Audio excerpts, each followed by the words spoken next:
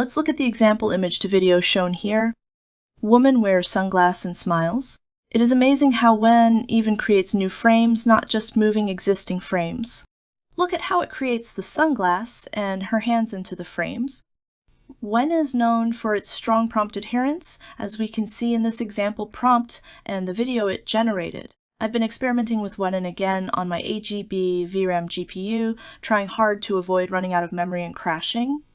After some thorough testing, I found another good set of settings and a reliable workflow.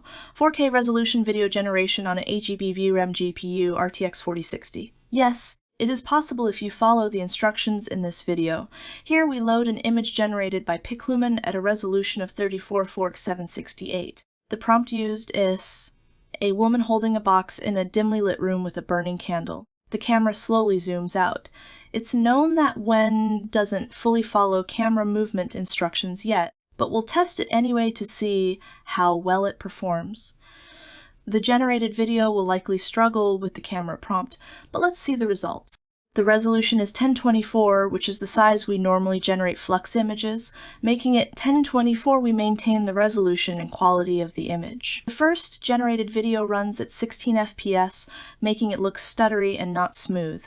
Let's open the preview in full resolution. The video is 3 seconds long. In the next step, the video is interpolated for smoother motion and converted to 24 FPS. Checking the full resolution version, the video is now 4 seconds long.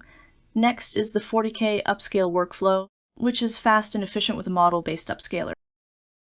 Let's open the full preview and we get a high-resolution 4K video with smooth 24 FPS, which is also 4 frames extended. This is very good considering the system is a VRAM. The model I use is the GGUF Q6, which is around 14 GB. After extensive testing, this is the best I can run without crashing at 1024 resolution while maintaining a crisp, high-resolution image for video generation. If you want the workflow, let me know in the comments.